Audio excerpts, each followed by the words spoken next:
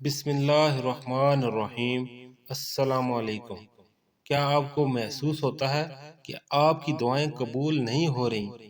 یاد رکھیں، اللہ کریم فرماتا ہے، مجھ سے مانگو میں عطا کروں گا۔ لیکن دعا مانگنے کا بھی ایک سلیقہ ہے جو قبولیت کے دروازے کھول دیتا ہے۔ دعا شروع کرنے سے پہلے 3 کام کبھی نہ بھولیں۔ نمبر 1، اللہ کی خوب حمد و ثنا بیان کریں۔ نمبر 2، نبی کریم صلی اللہ علیہ وآلہ وسلم پر درود پاک بھیجیں، کیونکہ درود کے بغیر دعا معلق رہتی ہے۔ نمبر 3، یقین کامل، یعنی شک کے ساتھ نہیں بلکہ اس یقین کے ساتھ مانگیں کہ میرا رب سن رہا ہے اور وہ ضرور عطا فرمائے گا۔ قبولیت کے کچھ خاص لمحات بھی ہیں۔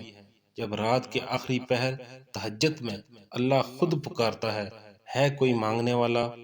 اس کے علاوہ اذان اور اقامت کے درمیان کا وقت اور سجدے کی حالت، جب بندہ رب کے سب سے زیادہ قریب ہوتا ہے، اور بارش کے برستے قطرے، یہ وہ لمحات ہیں جب دعا رد نہیں ہوتی۔